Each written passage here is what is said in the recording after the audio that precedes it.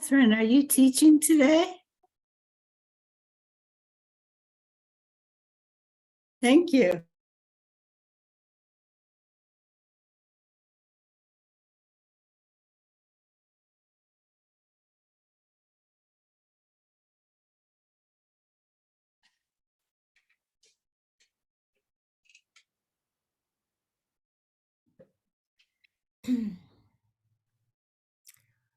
Okay. I don't think I answered that question out loud. I'm co-leading with Trudy. Hi, Trudy.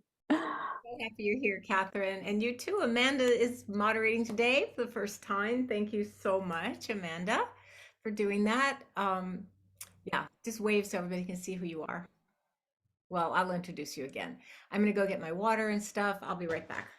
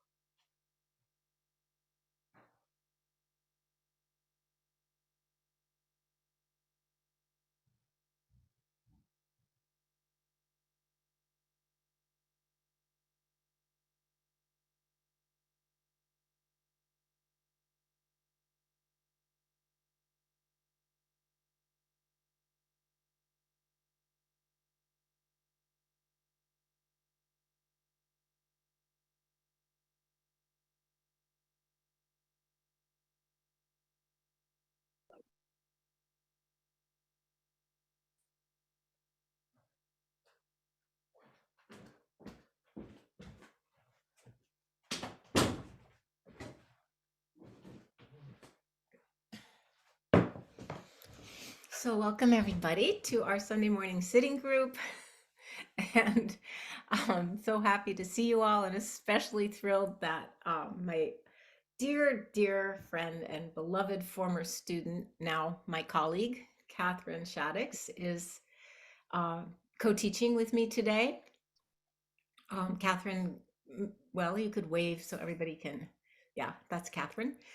Catherine is the first, one of the first people. Actually, I think you're the only person, Catherine, who sort of migrated from my Cambridge life into my California life. because we used to practice together in New England for many years. Um, and so it's just a special joy to have you here. And it's not the first time Catherine has taught with this group on her own. Some of you will remember her, and we've taught together many times at Inside LA. So for those of you who may be, excuse me,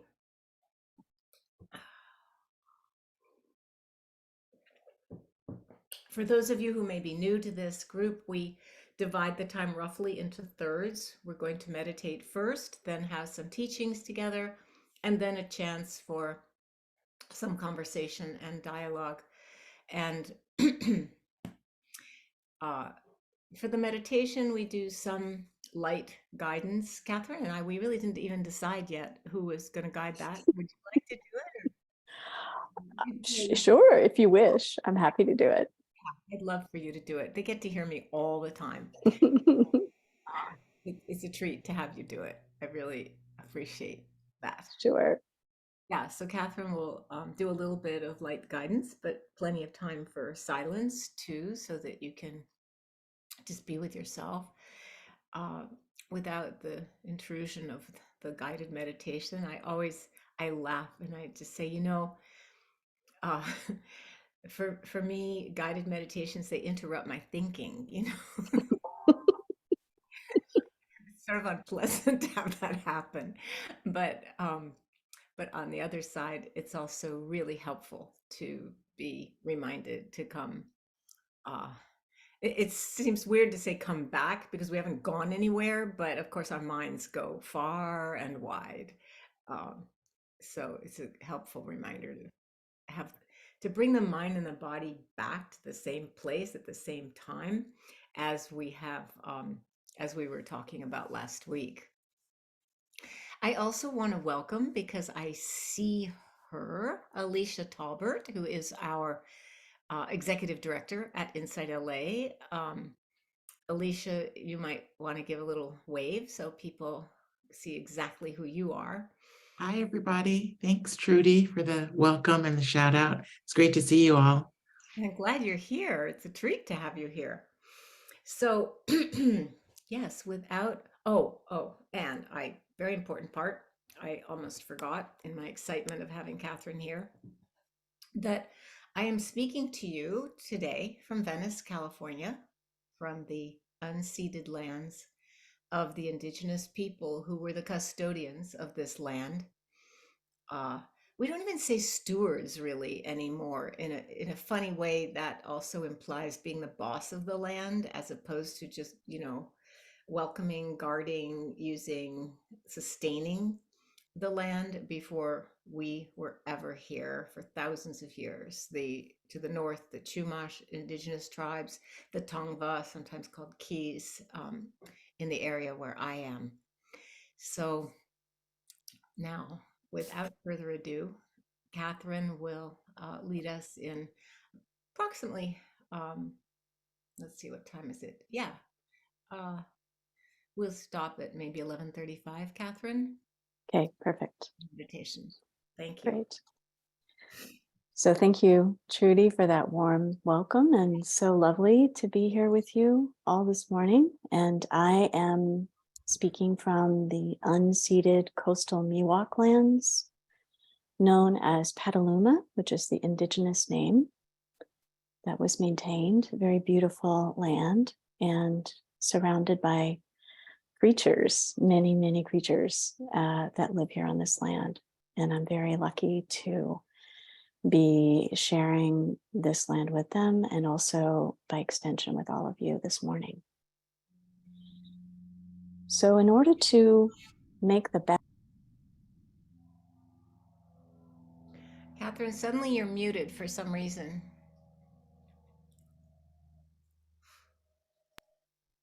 Okay. I don't know when I went mute. I'll just... When you said just in order to. In order to, okay. In order to make, that's all we heard. Okay. In order to make the best seat for our meditation, we want to actually consider how we've arranged our bodies. So you could let your eyes close if that's your preference, or have them be open with a downcast, sort of gentle gaze, as if the eyelids could be like silk curtains falling down halfway. And through your inner vision, your inner world of knowing your body from the inside, you could let yourself come into relationship or contact with the earth element through gravity, through the feeling of pressure, weightedness, through any contact that you're making through the feet, the legs, the hips, the buttocks, the arms, wherever your hands are resting. These places of contact are our base, our root, and letting the mind settle into those places.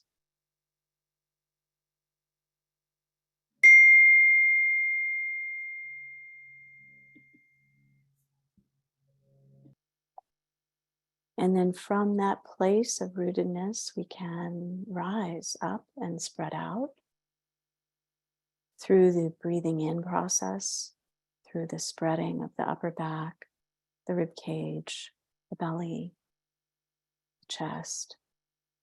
We can allow our equal, opposite experience of being expanded, opened, long, rising upwards. We can have this feeling of balance between the rootedness, the gravity, the pressure, the downward moving energy, and the upward expanding, lifting energy. And we can experience that in the breath. We can experience that in the body with each breath.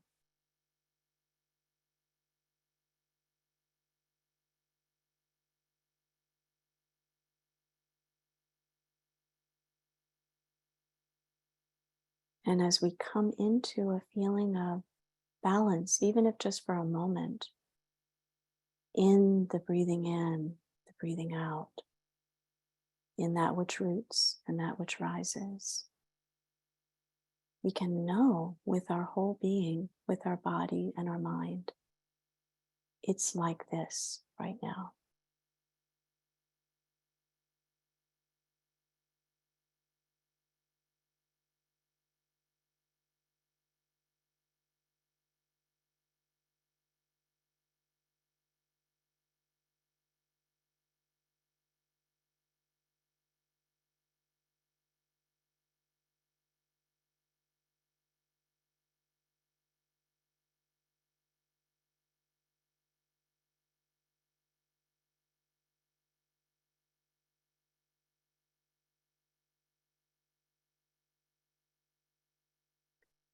And as we become drawn into thinking, into traveling on the mind road, that also is just like this.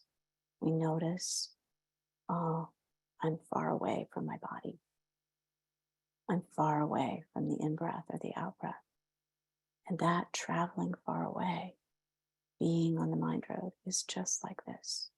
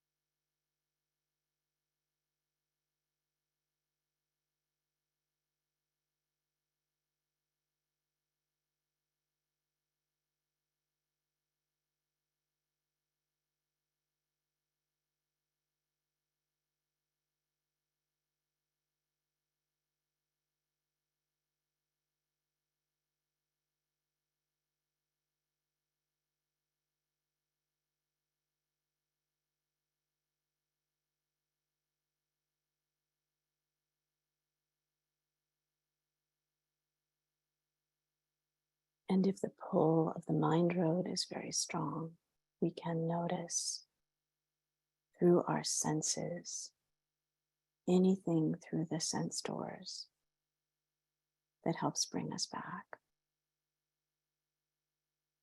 bring us here, bring us now into this experience more fully. Any of the sense doors we can fill our attention with.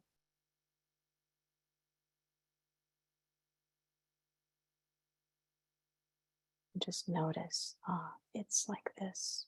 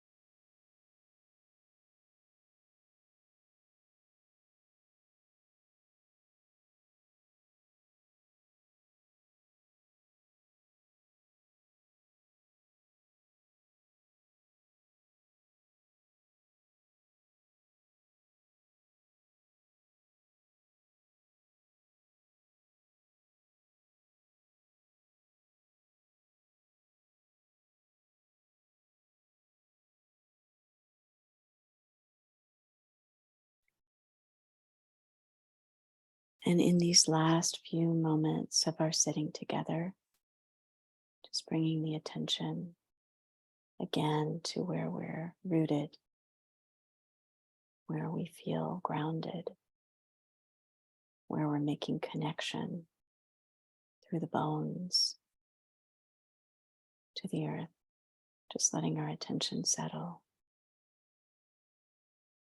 through the out breath, through the feeling of gravity. And then once again, finding the counterpart, the rising, the expanding, the spreading sensations of the in-breath of the spine rising up from the root.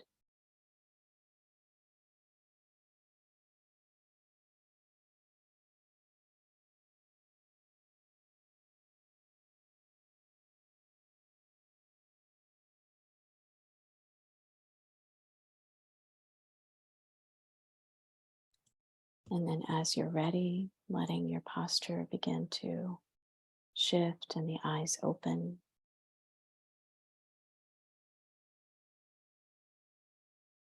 And Trudy, if you have a bell and you'd like to ring a bell, please do.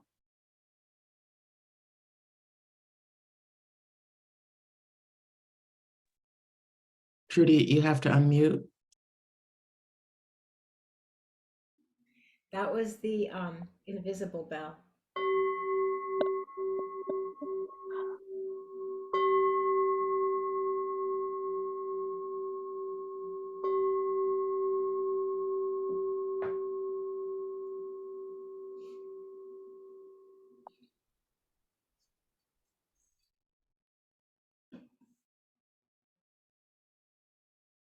All right.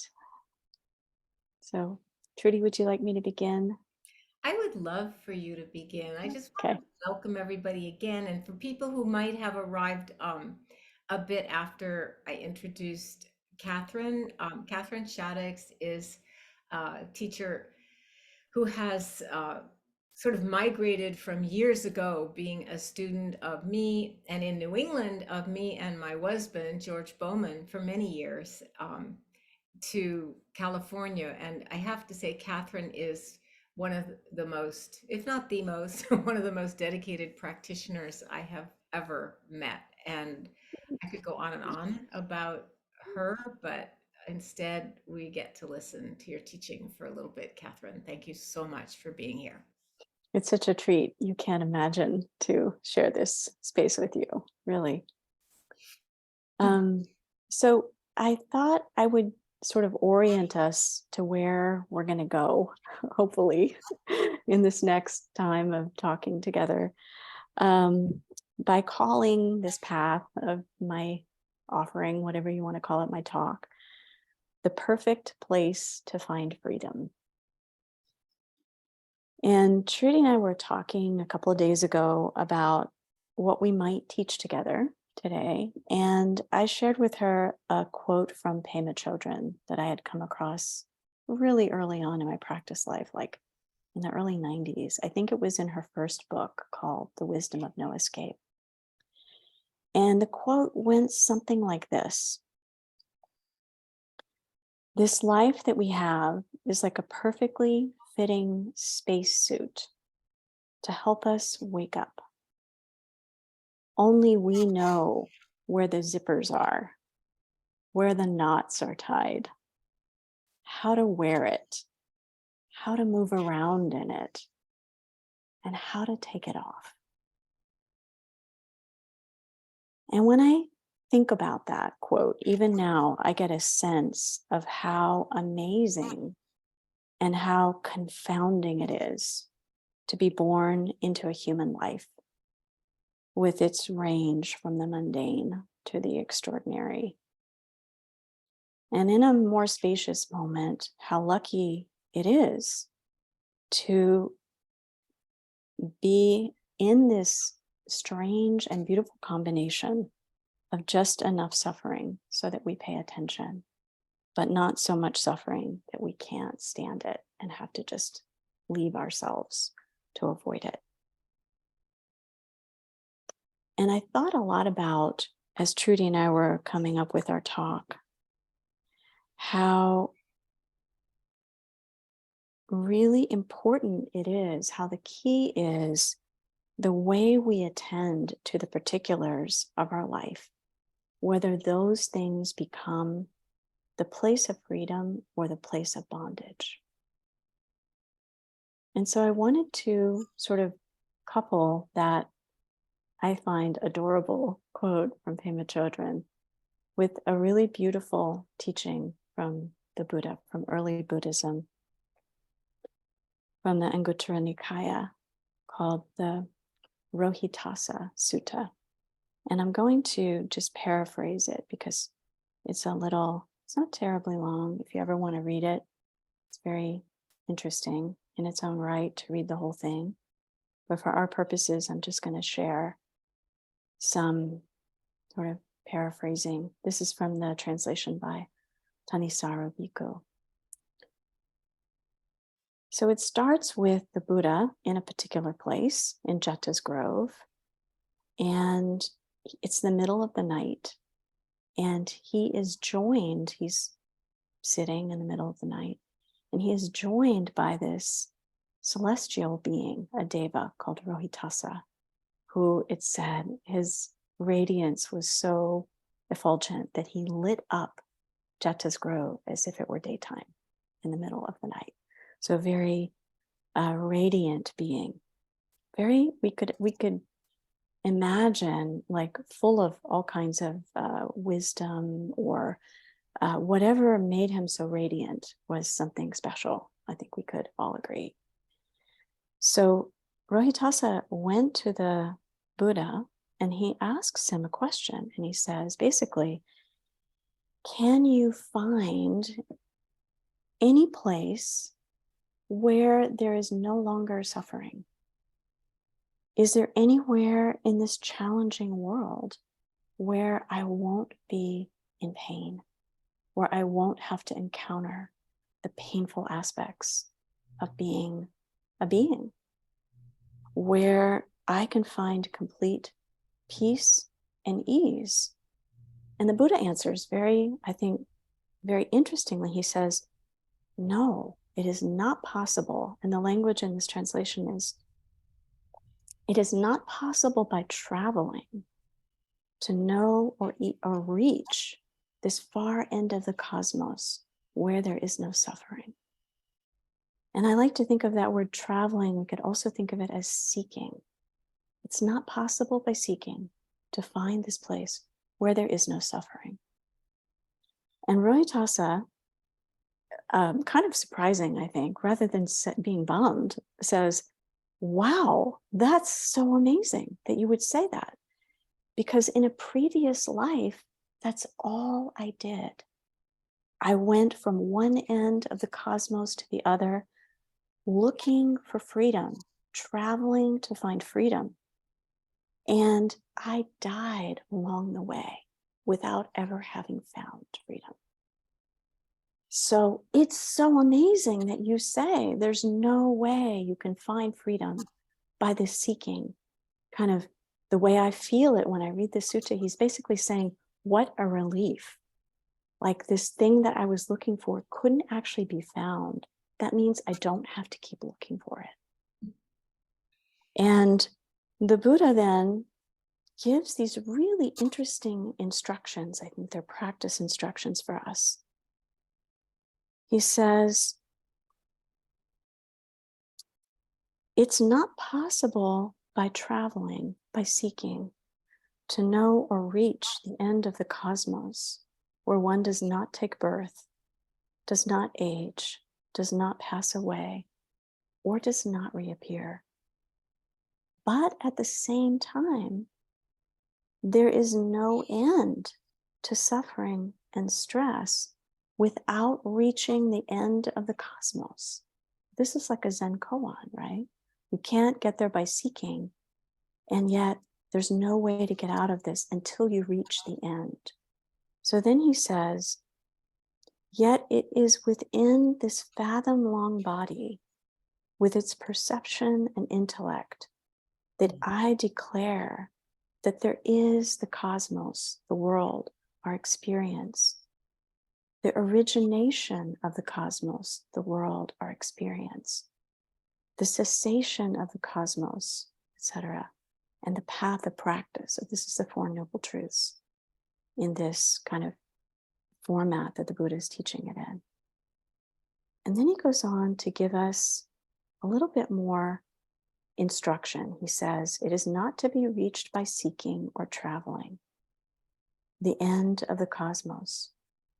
And it's not without reaching the end of the cosmos that there is release from suffering and stress. So basically saying the same kind of dyadic, contradiction or paradox.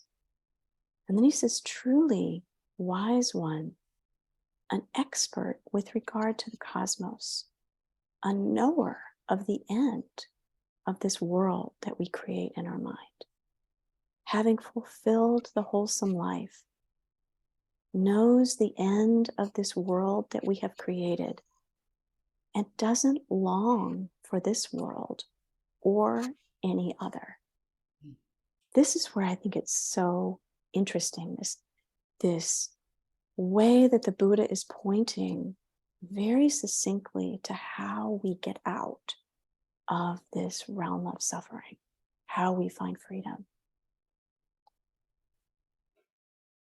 So what I want to do here is just open up the conversation between Trudy and myself to talk about, like, how do we use this perfectly fitting spacesuit, this very life that we have, this mind and this body that we inhabit, with its perception, which I think of as like the incredible sensitivity that we have as an embodied human being, through all of the sense gates, through our incredibly powerful, creative, vast mind.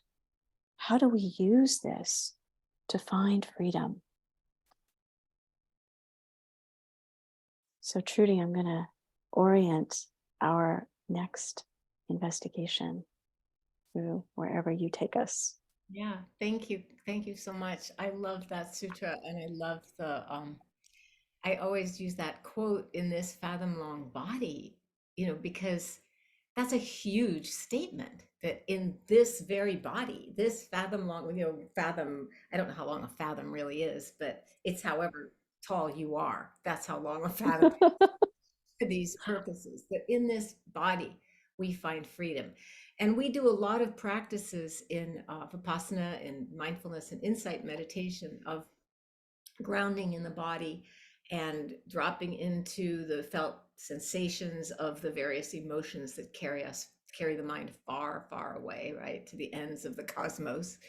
And in that way, being able to come back to the present and, loosen the spacesuit anyway. But I think that the question also is, with what mind do we come back to the body? With what mind do we pay attention? Because I could be paying attention with this sort of eagle eye of critical, not just noticing, but being critical of what I see. Sometimes mindfulness can devolve into this self-surveillance system where you're watching yourself, you're mindful, but not mindfulness has to be infused with a certain kind of loving awareness, appreciative awareness, compassionate awareness, sometimes, even joyful awareness. That's not possible all the time, obviously, but with what kind of mind are we paying attention? I found this quote that I really like from a Stoic philosopher. I don't know about you, but it gives me I always feel very joyful and uplifted when I find teachings from other traditions that maybe even have nothing to do with Buddhist practice.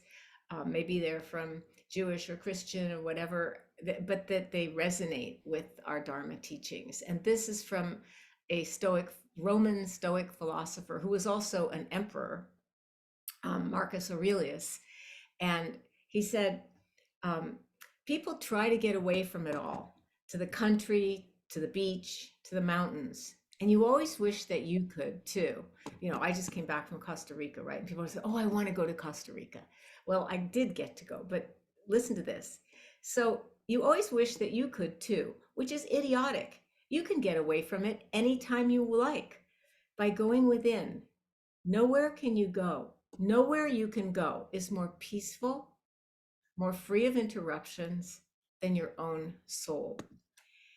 Well, today we sat and meditated, and Catherine gave us more space and silence than usual, which I loved. But I also noticed that my own heart, my own soul was traveling occasionally, traveling to the, well, not so much to the beach. It's a little cold at the beach right now here in California, but in my case, to the warm swimming pool, the outdoor pool at the gym where I can go for free because I'm so old now. It's really great.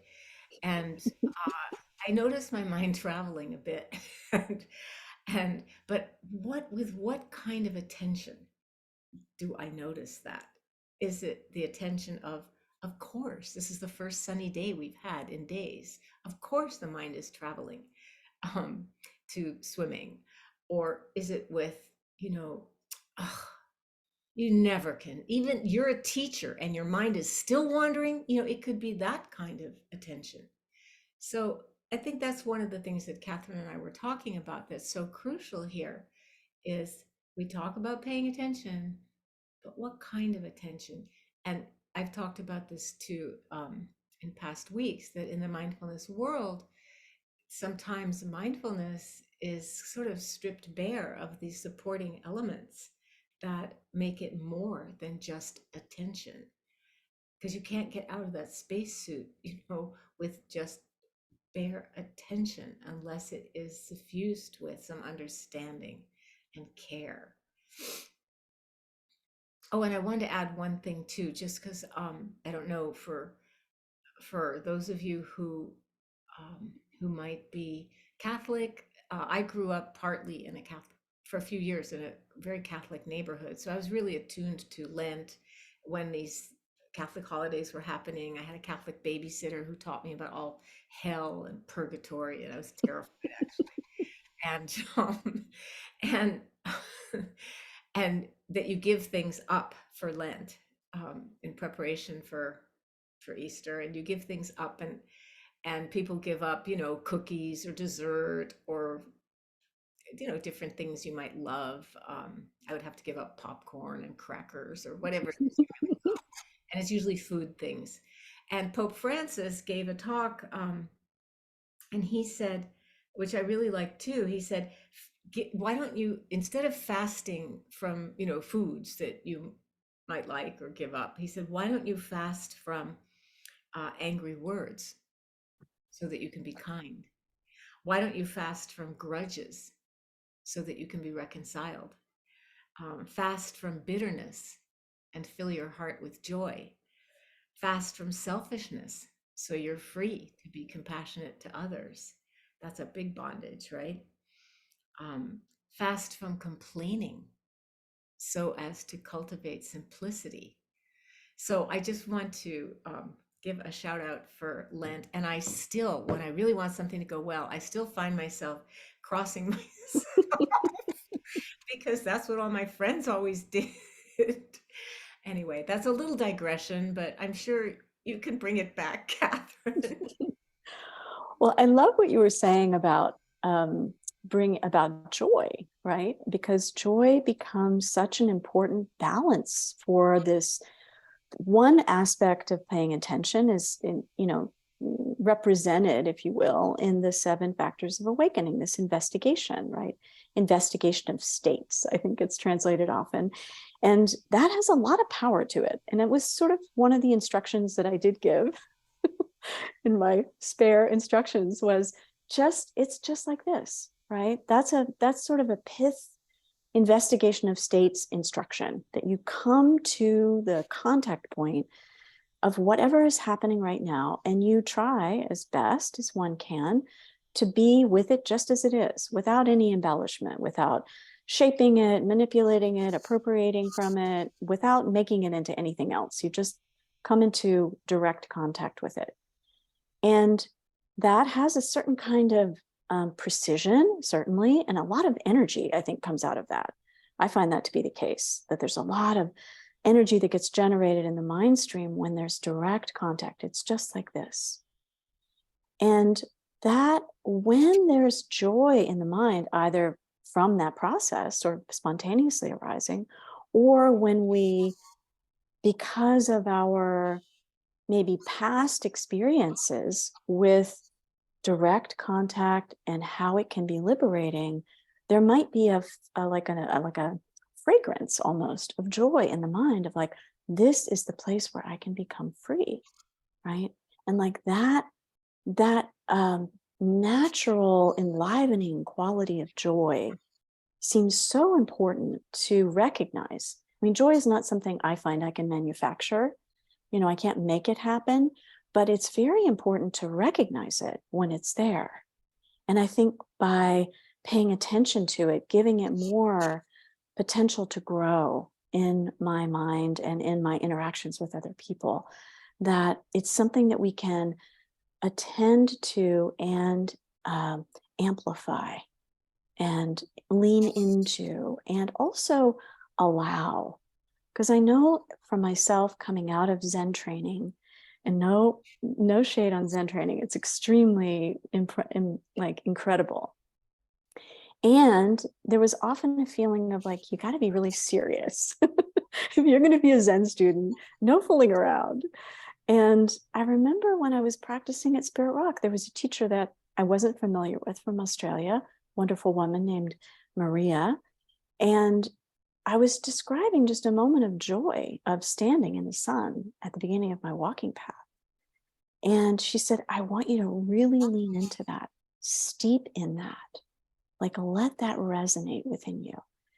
And that was so useful to me within the context of like a lot of extended practice. And I think it's important for momentary, maybe even more so in momentary practice when we're just being with life as it's unfolding, to steep in joy when it's arising.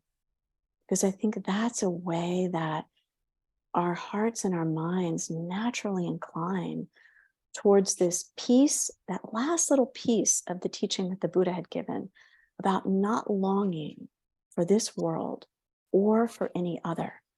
I feel like joy is the way to become free from longing, very paradoxically. Because we would think, joy can create more attachment, but if we have the confidence that it's not something that is only available to us in tiny little drops, but that it's a part of our birthright as humans in this human mind and human body, I think it becomes a lot easier to dance with it. So Trudy, I'm going to turn it back to you. Yeah, thank you. Thank you for bringing that up, because I was in a metta, loving kindness practice teaching on Friday, and one of the questions for the small groups, one of the prompts was, what allows you to embody a more loving stance in the world? And when it was my turn to speak, I realized one of the things that allows me to come back to being more loving when I may not be so connected to that in any given moment is joy, is doing things that bring me joy, whether it's like you said, just warming in the sunlight. And I felt that this morning outside. I was outside and I felt the sun is warm. The air is unseasonably cold here in California right now, but the sun is warm. So just, I think, Rick Hansen talks a lot about this when he's a neuropsychologist, and talks about just that practice of savoring, of appreciating. And mudita, which is one of the four measureless, boundless, beautiful qualities of the heart, is called appreciative joy.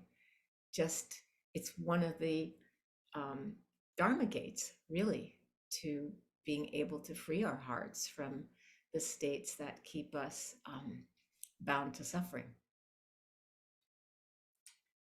Yeah, definitely. I think there's something else too about this ability to be with life without longing for it to be, you know, when I hear that longing, not longing for this world or for any other, I have to digress. I want to share a brief poem by Ikkyu that I love so much that kind of encapsulates this. In Kyoto, longing for Kyoto. Yes. I love that one. I have had that experience so many times of being in a place that I have longed to be and had so much like expectation of. And when I'm there, I'm thinking about the not, I'm thinking about the place in the abstract. I'm not experiencing it in the particular. I'm longing for some idea of the place and how just, like how unskillful that is. Yeah. It doesn't lead to joy. Let's It put it doesn't that lead to joy. It doesn't lead to joy. It doesn't lead to this direct contact. It takes us on the mind road. It takes us away from the experience that we're having to an imagined experience that is, very unsatisfying usually. Right. And so that ability, I think, to notice when there is a longing for things to be other than they are, and also a longing for whatever it is that we're having that doesn't put us in direct contact with it. It puts us in contact with an idea that we have about it.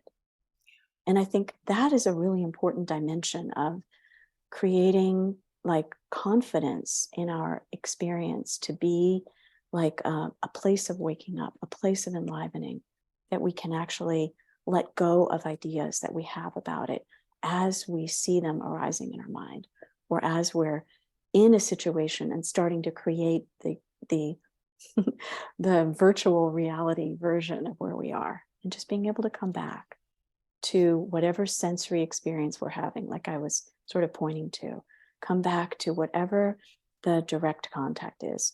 Even with a thought in our mind, we can notice the process of thinking, how it arises, how we kind of, with whatever our hands and the mind are, like latch onto it and make it something that we own, that we are, rather than letting it be just another arising in the field of our awareness. Thank you. That is very, very beautiful. And I loved your just the instruction you gave right at the beginning, as it is. And then at one point you said, I can't remember the words you used, but you said if the mind is going off, Mm-hmm. way, Uh-huh. that too, it's just what it is. It's just what is right now. So that kind of acceptance is so it's equanimity. It's again one of the Brahma Viharas, one of these measureless, boundless, beautiful qualities that we cultivate in this practice. So I want to thank you, Catherine, and open up now for Oh, some. Trudy, can I Oh, just share before yes, we open to dialogue? I just had one more thing I wanted to share, a yes. very brief reading from the third Zen ancestor called Verses on the Faith Mind. I'm just going to read a portion of it. I love So that. this is a very famous text. I'm not reading the first stanza, which is the one that's more often read. I'm reading the second stanza, which is, I think, also equally beautiful. The way is perfect like vast space, where nothing is lacking and nothing is in excess. Indeed, it is due to our choosing to accept or reject that we do not see the true nature of things. Live neither in the entanglements of outer things, nor in inner feelings of emptiness. Be serene in the oneness of things, and such erroneous views will disappear by themselves. So beautiful. It is beautiful. It's really beautiful. And we hear a lot about non-dual teachings. That is the essence of non-dual teaching. Really beautiful. So now I would like to open up to some conversation and some dialogue with you all. And If you feel like turning your cameras back on, I'd love to see you. If you don't, that's fine too. And we are very chat positive here. So if you want to ask your question in the chat, that's fine too. And it's not just to ask questions, but really reflections that you might have from your practice. And you can use the reaction button toward the bottom right of your screen if you're on a computer, and put the raise hand function, and then Amanda or Catherine or I, one of us, will see you and encourage you to unmute yourself and speak. And I want to give, again, because you might not have been here at the beginning, I want to give a shout out to Amanda for being our moderator today. I met Amanda in Costa Rica, and now here she is moderating Wow. the morning sitting group. So thank you so much, Amanda. Hi, everyone. She was at our retreat with her mom. It was wonderful.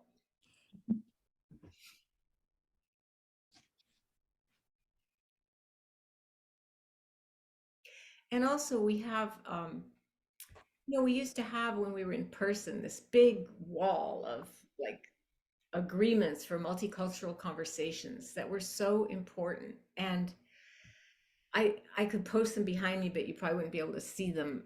But one of the group agreements, that's just a general group agreement, it's called stepping up and stepping back. And it's a practice where people who are often stepping up to speak, which I deeply appreciate, maybe step back. And people who are usually stepped back and just observing actually practice having some different response and stepping forward and saying something. So I want to maybe encourage that today. If any of you who are usually quiet feel moved to really say anything, that would be great. And yeah, and Catherine, I always work not to take the silence personally, to assume that everyone is just so moved by the Dharma that they are speechless.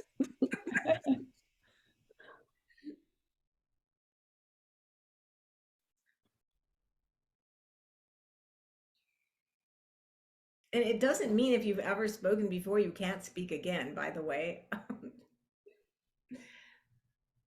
I'm just trying to, I mean, I always want to encourage the quiet people, but of course, quiet people are quiet.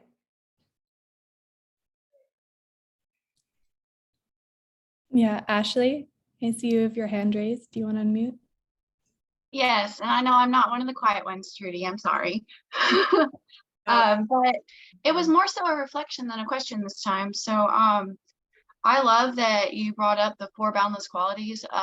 The Tibetans like to study that a lot, and I'm really excited that on March, I think it's 3rd, 4th, and 5th, I'll be in Zoom retreat with the Namchak Tibetan Sangha. And we're doing it, it's all on the four boundless qualities. So loving kindness, compassion, sympathetic joy, and equanimity. And I just like how that got brought up today, because those things are so important to create that loving awareness for us. And then I love when things cross as well, and different, practices and patterns of life, like different religions and things. And when you were talking about why not fast, like that got me. I was like, that's amazing. Like taking away chocolate's not going to do anything for you, but taking away anger, bitterness, grudges, and complaining, the complaining one is like went in my head. But that's amazing, and thank you for bringing that up. Thank you, Ashley. And Ashley also was a first-time moderator last week, so that was really great too.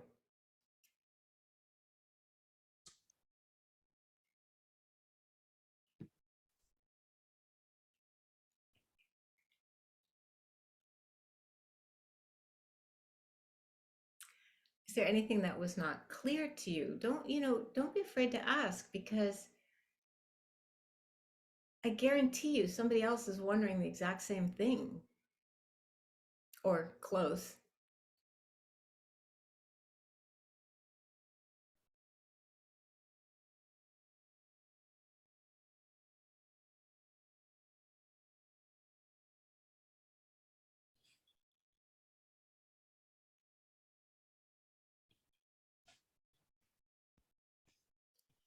Bob. Thanks, Trudy. Catherine. Well, I had a question actually. It seemed like there was a bit of a difference, and maybe it was just that's why I'm asking, because I wasn't clear whether it was or not. Trudy, you were emphasizing paying attention with an open heart. And Catherine, you seem to be emphasizing sort of more of a neutral something, accepting, and that joy would come into that. Does my question make sense? They seem different to me, and I wasn't sure whether I was misunderstanding that or whether it's a distinction without a difference. So that's my question. Catherine. Mhm. I think it's probably coming more from just the individual differences between sort of the way, my mind works and Trudy's mind works. I certainly didn't intend to give it as like an alternative, sort of stance or approach. I think it has more to do, I think it's just probably that. It's just sort of more the way my mind sort of operates or forms or, reveals itself, if you will, and kind of, how I think about it afterwards or how I put language onto it might just be a little bit different than the way Trudy does. I think it's that. And I think it's probably the case, and Trudy, you could definitely chime in anytime. I think it's probably the case that everybody has a slightly different flavor of how they would actualize, any given teaching, like what they would pick out of it, how they would hear it even is going to be a little bit different. And that's great, right? It's great that these teachings are elastic enough, that the instructions are elastic enough that everybody could take them and work with them individually, in this kind of, with this idea that we each are going to have a very individual approach to how we subjective experience, right? Something I heard many years ago that was really meaningful. It actually helped me really embrace the suchness of my own life. Was it wasn't out of a Buddhist context, but it was basically saying, in the history of the universe, there's not been a single person who's experienced human life in just the way that you are right now. It's so individual. I'm sure a Buddhist teacher used that at some point. Well, who wouldn't take that up? Because that's so inviting, right? It really invites us to take our own personal experience as the path, as something precious even. So I think it's like the way that we are each going to hear or live out the instructions can be very different. What do you think, Trudy? Yeah, I think I love what you said about elastic, that the practices are elastic that way. That for one thing, the Buddha never taught one size fits all. He just didn't. He had so many different practices and had so many, and the teachings came in the form of dialogues with people who were coming to him with questions and from his community. And it was an acknowledgement that you could put it so many different ways. We're all wired differently. We're all raised differently. We all have different conditioning, different traumas, different gifts and talents, all of it. And so his responses were very Tailored, to each person in front of him. And the other part that I love about that elasticity is it gives us each freedom to be who we are. Like, I don't have to try to be like Catherine when I teach. I might like to be like Catherine when I teach, but I don't have to be, because I don't have to feel like that's the way to teach, is to be like Catherine. I can be like me, and you can be like you when you share the teachings that have been helpful to you. Because that's the other thing, the Buddha really encouraged, as soon as people had some understanding and some, experiential felt lived understanding of the teachings, encourage them to share them, because there's a great need in this world. So yeah, thank you. And I'm going to call now on Terry, who is the sister of the person that I first met in LA. I had two friends when I first came here. It was like Dr. Seuss, friend number 1 and friend number 2. And and Terry's sister, Sarah Davidson, was I think friend number 2. So was very helpful to me when I first moved here. So I'm really happy to see you, Terry. Hi. Thank you. Oh, I guess I want to do a reflection. Yeah, And good. that whole quote, Emma Chodron's quote on the spaceship suit, the spaceship suit really got me, because this morning I do these soul collages and I picked up this. I don't know if you can see it. Yeah. Oh, yeah. wow. You were anticipating Catherine's talk without even knowing. Tuned in, dialed in. The idea, what got me in that was only you know where the zippers are. I know. Not just me, but I know. I'm glad that that had that impact, because that's how I felt. I was like, it just, that when I hear that, it's so personal. Like our experience is so personal, so intimate, and only we really know. You know, each person has their own deep, felt, lived life. And it's so precious and personal. At the same time, it's, you know, impersonal in all those ways that we understand, right? But that feeling of like, yeah, we know exactly where the hurt is. You know, we know exactly where the space is in the hurt. You know, nobody else knows that.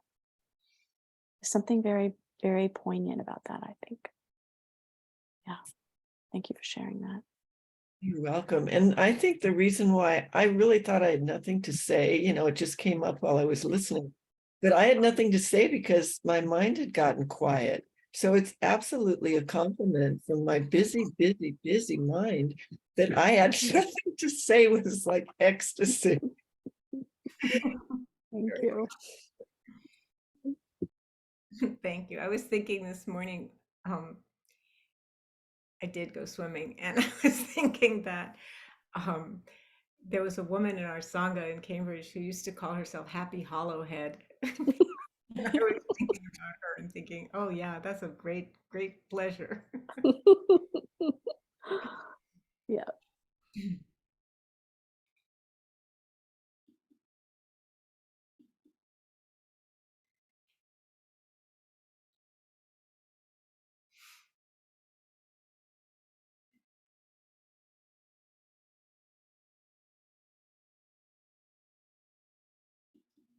Or maybe somebody who hasn't spoken for a while. Don't hang back because of what I said. Okay, Gabby and Bernard. Good morning. I was trying to hold back, instead of gabbing. But I think today's session, it was kind of nice, the topic, because I was just thinking about that yesterday. Like, how can I daily free myself from suffering, and what can I do for me or others? But I know for me, like thinking that I'm not responsible for everybody's happiness helps, like, for me to free from suffering, because like, everybody walks their own path, and there was a point where I was helping somebody, I was really helping a lot, and it got to a point where I wasn't doing my self-care, and I had like this, I create rituals, so yesterday on the hike, I put my hands on the earth and I did that love and kindness that way, which I haven't, so I tried a different way of doing it. And it did make me cry at the end. Like, I got up and as I was walking, I was just like pouring, and I was like, oh, that's what a relief, like, just to do it that way, like be in touch with the earth somehow, and doing it that way. And so for me, like, I noticed, like, freeing from the suffering just means, wishing those people well, and that they find their happiness at their own time, and be guided by others, that others are in their path to support them along the way. But I came up with this other way of thinking about it, like, and I think it helps me too, that okay, I'm not responsible for their happiness, but like, and then I said, okay, we all are, just so I can spread out. It's not just me, like we all are, like somebody will step into the way like somebody did in my life and let me through it. And then as every morning goes by, I really appreciate the meditation today. I was just imagining being in an ocean because my body, I hike and bike and do activities every day. So my body, I know, doesn't have enough time to recover as fast as it used to. So I was like, okay, I feel like I need something. And your meditation led me to being like just laying on the ocean, just floating on the ocean water, just feeling that in general. Really help a lot. Thank you. Thank you, Gabby. And you're in a good lineage because the Buddha, the night of his awakening, the story goes that, all these temptations were coming and trying to get him to, basically get up and stop meditating and stop his incredible momentum that he had toward freedom. And he touched the earth as support. That was and there's a lot of Buddhist statues where you see the hand pointing down where he's touching the earth. So you and the Buddha are the same. Mm. Thank you, Bernard. Thank you. Good morning, everyone. I'm really enjoyed the talks. And I just want to share an experience I had last night. I have a lot of daily routines, and last night I was going to do, the wash the face, floss the teeth, brush the teeth, and I find it so annoying and boring that I usually have, it's so repetitive. And I usually have an audio book to paper over the boredom, but I didn't last night. And so what I experienced was just a lot of craving is what I had to put a name on it. And I didn't know for what, so I just decided to just really be, do and be present. And it worked. What do you know? Amazing. Yeah. And I actually felt peaceful because that's what being there is. Wow, thank you. Nice. I'm just laughing because I have this aversion to flossing my teeth. I don't mind brushing, I don't mind my face, but flossing, ugh. Takes a lot of time. I know, because I always complain, oh God, I have to floss now. Yeah. Yeah, now they want me to use a water pick.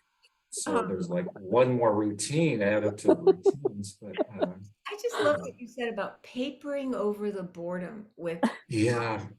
That is very profound, I think. Yeah. So and then what you discovered with just being present. So thank you. That is really beautiful. Yeah, and another phrase came to me was that, every moment is important. And you don't want to just rush through moments to get to the next. So that's Well, I often think, maybe this sounds a little gruesome, but it really is a practice. I sometimes think, well, if I was going to die really soon, I would probably love flossing. Yeah. If only you could. It would be like, oh, please let me floss just one more time. I don't know. I get it. So Catherine, I don't know if you want to add anything, and then I'll call on Holly. I just want to say, I think that's a beautiful practice instruction for how to make the particulars turn into something, other than a bondage right there. Yeah, beautiful. Holly. Hi, good morning, everybody. This is my first time sitting with this group, and I'm really thrilled to be here. I'm up in Northern California. And one of the things that the 2-year meditation certification training program with Tara Brock and Jack Cornfield.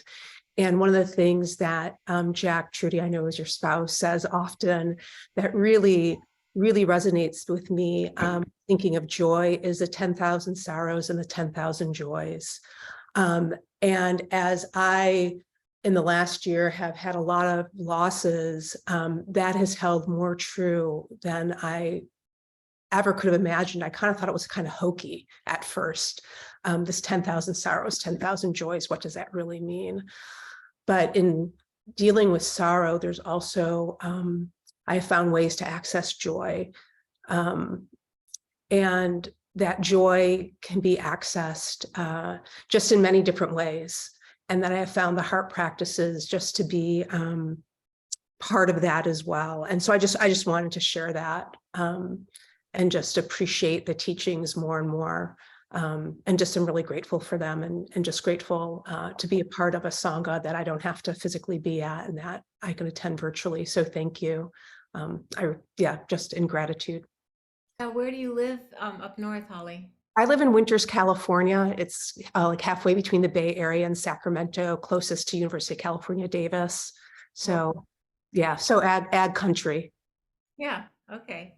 Yeah. Well, welcome. I'm glad you're here. And it's really interesting. I had a lot of losses last year. It was a really hard year. And sometimes the teachings that you just kind of skip over, like you said, maybe it's hokey or maybe whatever the judgment is about it.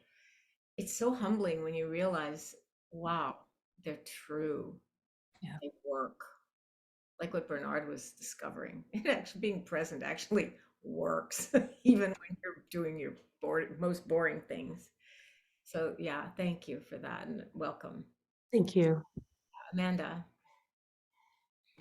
I just wanted to share a reflection of what the spacesuit analogy brought up for me. I really like that, and it has it rings true with some things I've been thinking about, which is a realization that there's many situations in my life where I believe other people know where my zippers are or know how to unzip them better than I do.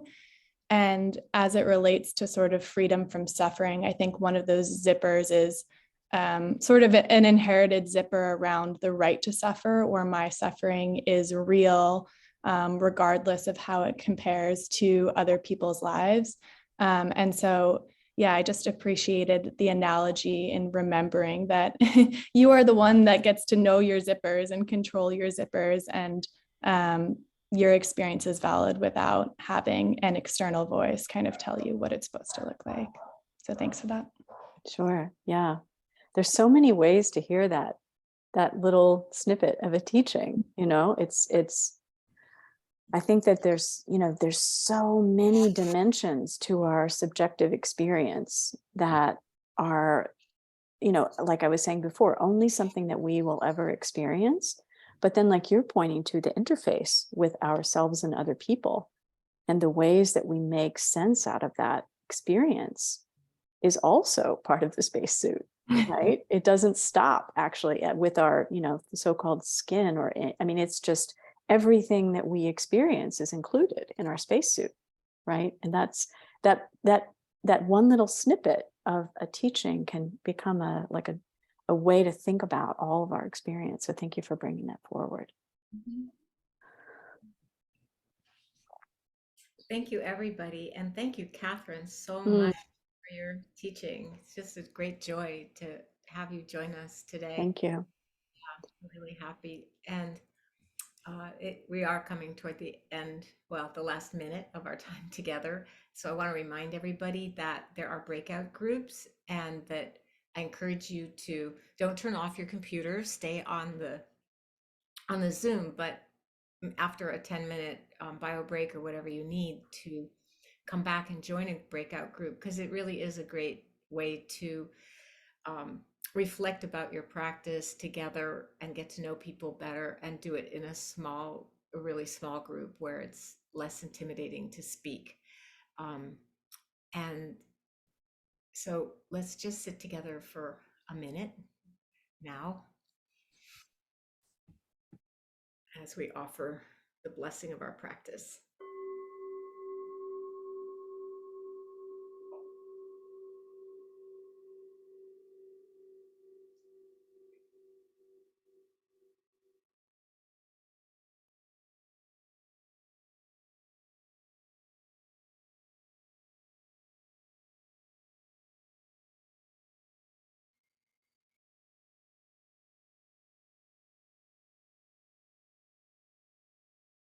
So always at the end of a period of study and practice, we take a moment to do what's called dedicating the merit, where we offer the goodness of our practice to all beings everywhere without exception.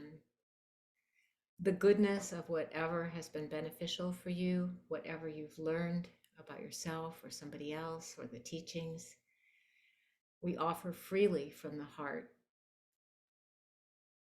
May we and all beings awaken to the love, compassion, joy, equanimity that this human heart is able to know and live.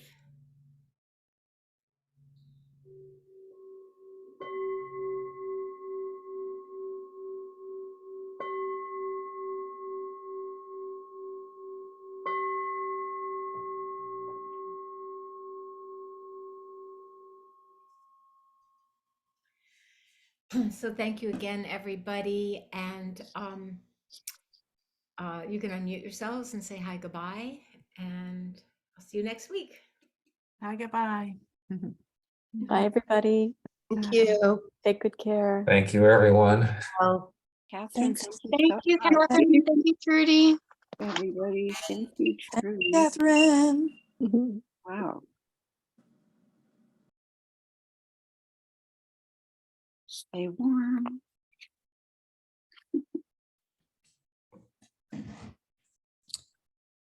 Great. For everyone who is staying for the breakout rooms, maybe we take, does a 5-minute break sound right? Okay, so we can Sure. come back around 12:37. Great. Thank you.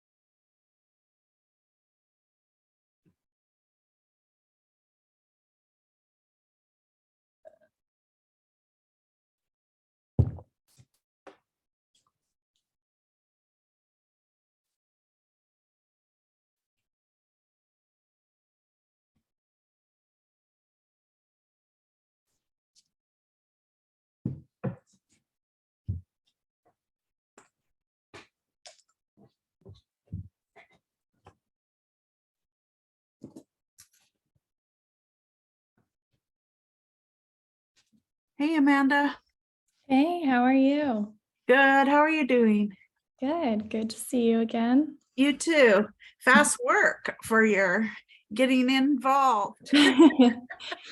I saw an email that went out from the Insight LA account a few weeks ago asking for volunteers. So why not?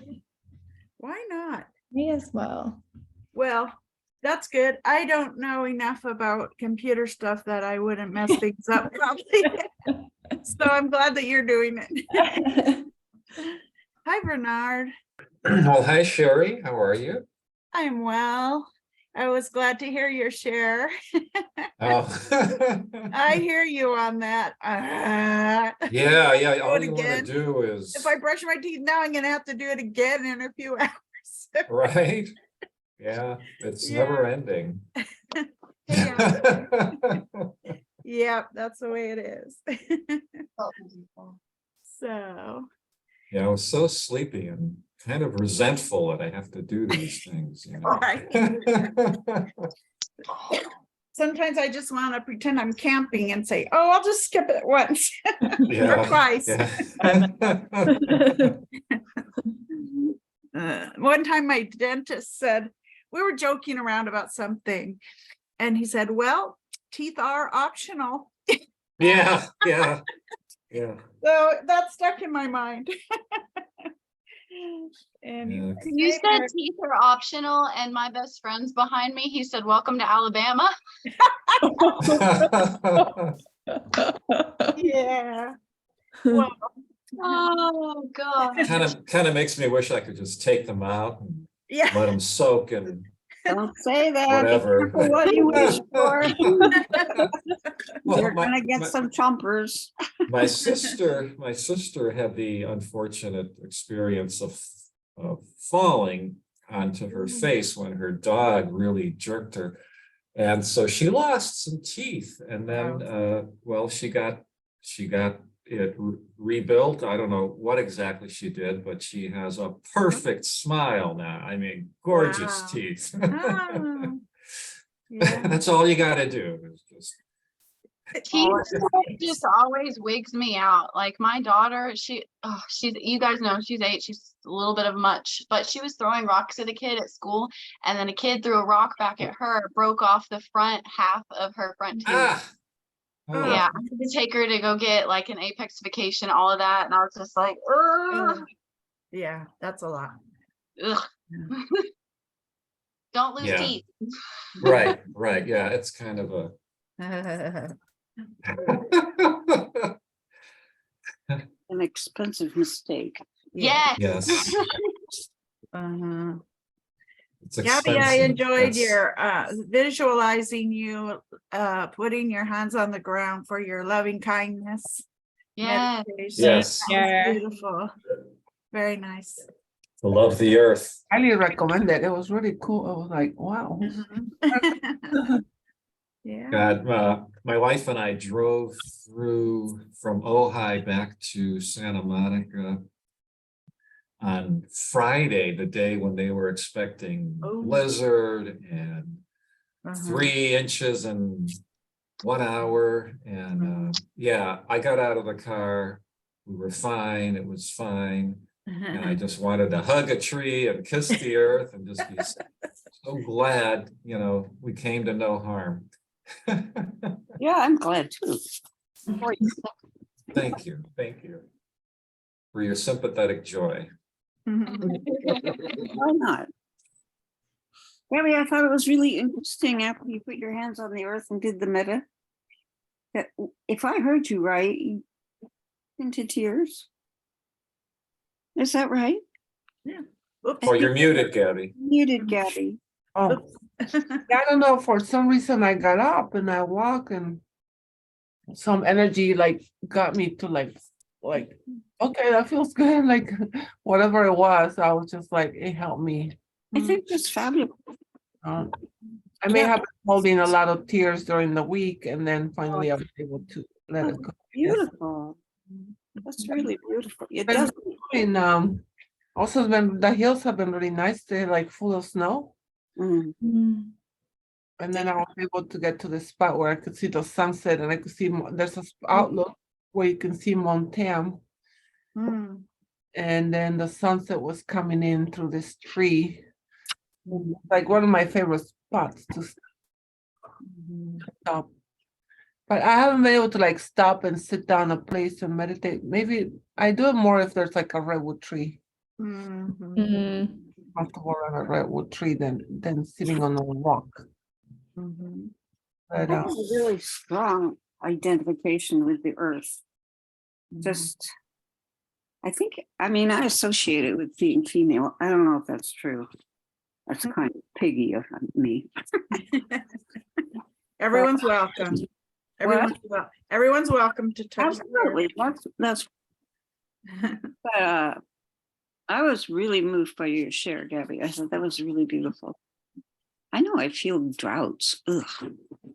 I think that's what it is. I mean, I think there's that unconditional love. There's no discrimination that you get from nature. There's no like there's all this stuff that we live every day. You don't find it in nature. So like it's been my go-to place, or sometimes we can be walking around the neighborhood and I mean there's trees too and flowers, and that just seeing those too helps me a lot. Like right now I can see the raindrops and coming, it's just pouring here.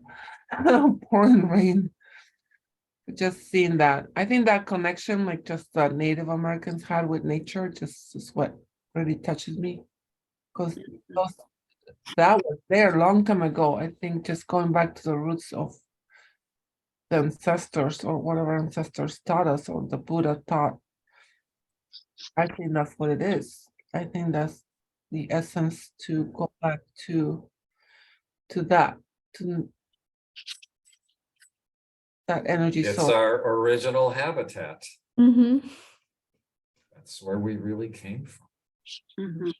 And still come from. You know, we just think we don't. Yeah, sometimes we forget that, but Yeah.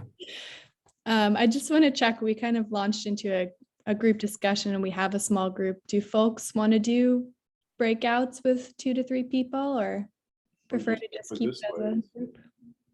We'll just keep it this way. Awesome. Okay.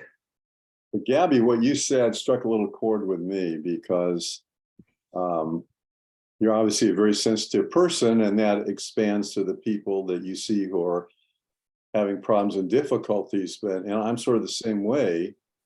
But I realized after a long time that you can't make or others help themselves, cure themselves, take care of themselves. All one can do is give them the opportunity, and then it's up to them. But in order to really be able to do it effectively, I have found that first I got to work on myself. And I think that's why we're here, because I'm no good to anyone if I don't love and respect myself. And if I'm not compassionate and kind and joyful with myself, then I can help others, hopefully by my conduct, be an example by conduct, inspire them to do it for themselves. But you know, there's an old joke, which I've told a few times. How many psychiatrists does it take to change a light bulb? And the answer is only one, but the light bulb's got to want to change, you know? Yeah. We can do everything, but it's up to the people themselves. And we shouldn't take it as a personal defeat if they don't do it. I mean, that's their choice. You know, that's their call. We can only do so much. The important thing is not to neglect ourselves in doing that. So just thought I'd throw that in. I also like, Gabby, that when you recognize that you're not responsible, we're not responsible for other people. One person. And you know, other than your progeny, of course, you're responsible for your progeny, you know. I know. I'd like to just finish my thought. Oh, I'm sorry, Mary. That's okay. That's okay. I do that all the time. Just the awareness, Gabby, that there are other people in people's lives. Someone will come when, you know, there's that time for someone, the light bulb says, okay. And, oh, hi, light bulb, can I give you a hand? And the light bulb says, well, just, what do you think? I'm all ready. Something along that's kind of cartoonish, but what I meant is how wonderful it is that other people are there in ways we don't know, and that will, in fact, when time is right, as they say, there'll be connections, very beautiful, loving connections that I have nothing to do with, but it's going to, if it's going to happen, it definitely will. As I've had that blessing many times, and gratefully, but I just really love that awareness that you had, Gabby. That other people, I guess, because safety's been a big, no, I don't want to go there. Right. Good enough. Good enough. Well, thank you, everyone. I mean, I think that's the gift of sharing, right? Like, Yeah. I feel like we're all messengers of life in a way. And I think that's what Buddha is, like, he's just a messenger, like anyone else. Like, I don't carry any special gift or anything. I just know that, like, the messages that I could share or whatever I could share with anyone, may to help, like anyone share with me. But I didn't want to carry this guilt, right? Like, oh my God, I'm a bad friend. I'm a bad, or like this person told me, but it's like, I just didn't have it because I already work every single day supporting people, and the weekends are the weekends where I can recover. So I can be available to people Monday through Friday. And I used to invite this person hiking. It was just too much. Like, it was so much. I couldn't enjoy the hikes. And I was like, you know what? You can go on your own. I bought the annual pass to go to the park. You can go anytime you want. Just Well, like Gabby, that reminds me of something that I've heard, that like someone once said, you can't transmit the current unless you're holding it. So unless you're taking care of yourself and you have that current within yourself, then it's not going to be able to be transferred or given anywhere else. Does that make sense? yeah. Thinking of it like an electric current. Yeah. In Al-Anon, there's a common saying, which is like in an airplane, you have to put your own oxygen on first before you give it to your child. And then a wise friend of mine once said, if we she used to say, we need to give from overflow, or otherwise we'll empty our cup. Yes, that. And that one has really stuck with me. Love it.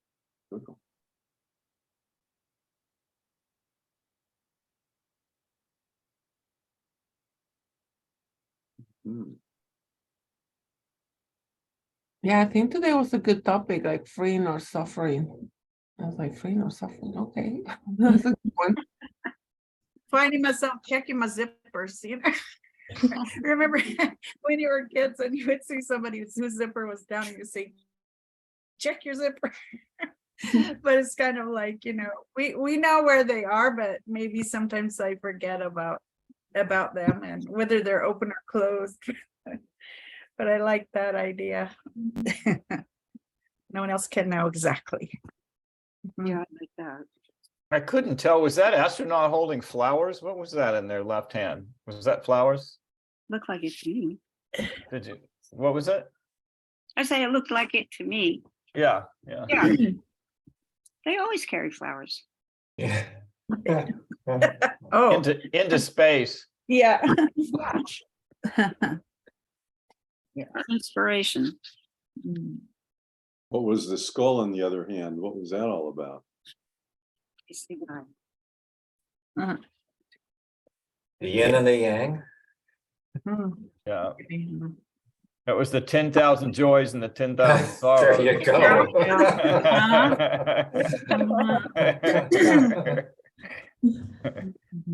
Or one each. Oh, wow. I definitely find that true though, it's like I've spent most of my life working hard to try to get over my stuff, all of it, trauma, da da da da da, lots. And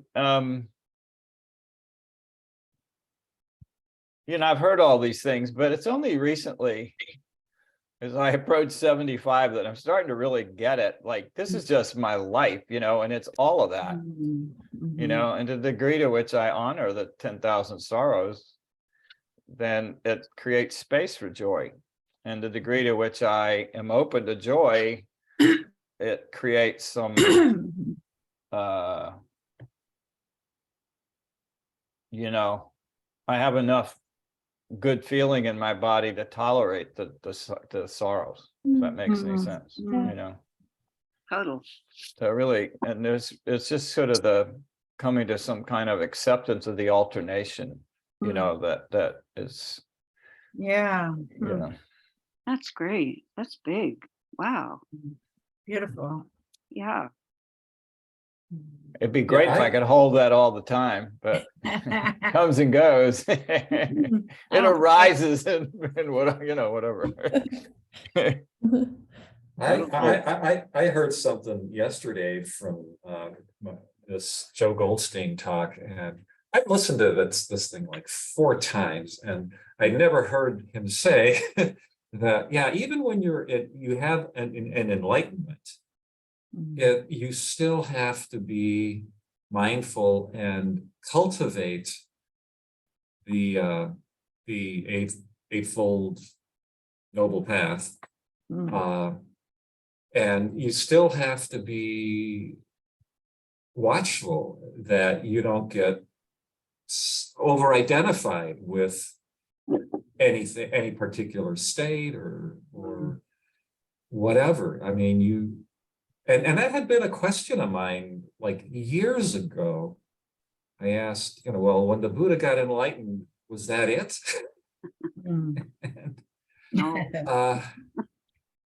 Yeah, so the person I asked said, well, you're just hung up on endings. And he just couldn't say he didn't know. Well, I think I quoted this not too long ago here, but I still remember in Jack's, the book about whatever it was, first enlightenment, then the laundry or whatever it was.